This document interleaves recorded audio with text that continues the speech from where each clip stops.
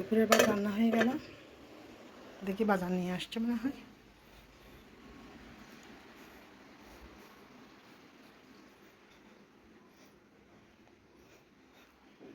আলামিন,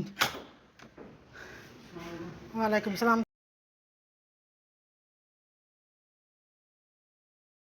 মুরগি খাওয়ার জন্য এখানে একটু ভিতরে ঢুকে যাও। তুমি নাকি বিজি? তোমাদেরকে সকালবেলা একবার কল দিছি। কালকে এত ছোটো মুরগি দিছে কেন? দেশি মুরগিটা আমাকে বলতেছে, আমি তোমার আঙ্কেলকে বলতেছি কেন মুরগির দোকানে মুরগি থাকবে না? এত ছোট মুরগি। এটা এটা কত গ্রাম ছিল?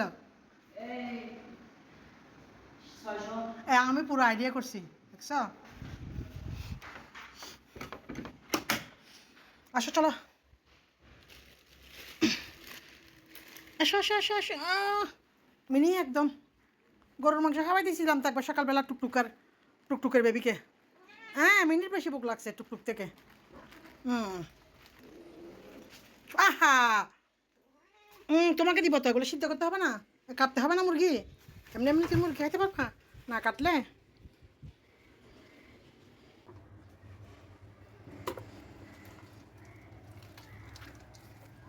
মিনি কই?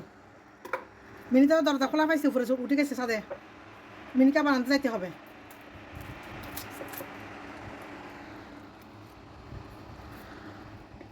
তোমার বেবিকে গরুর মাংস খাওয়াই দিছি, মিনি তো কিছু খাই নাই।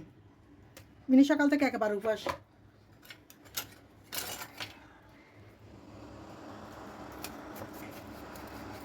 তোমাদের জন্য মাংস সিদ্ধ দিয়ে তারপর তাই মিনিকে নিয়ে আসতে হবে।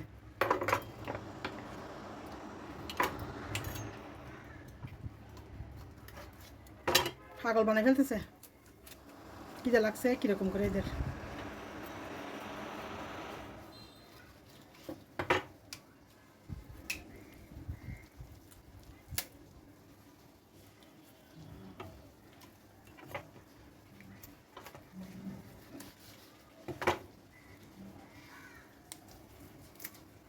ছোটো ছোটো করে কেটে দিলে তাড়াতাড়ি করে সিদ্ধ হবে। বুকে একবারে ইয়ে হয়ে যাচ্ছে বাচ্চাগুলো। গরুর মাংস খাওয়াইছি তারপরেও নাকি ফেট ভরে নেয় এদের। আগে 4 টুকরা এগুলো দিই।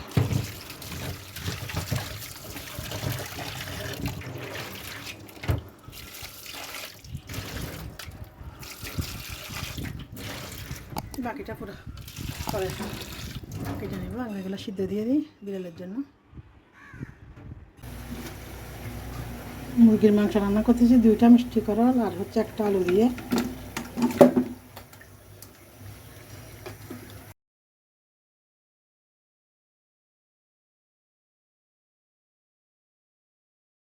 রান্না করলে এরকম একটা করে তরকারি বেঁচে যায়, বাসি হলে কেউ খাইতে চায় না।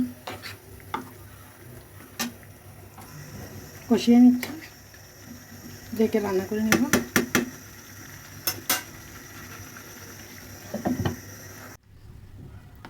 হয়ে গেল। পাঁচফোড়নের গুঁড়া নাই দিয়ে দিলাম চটপটির মশলা। আমি এভাবে পাঁচফোড়ন না থাকলে চটপটির মশলা দিয়ে ফেলি।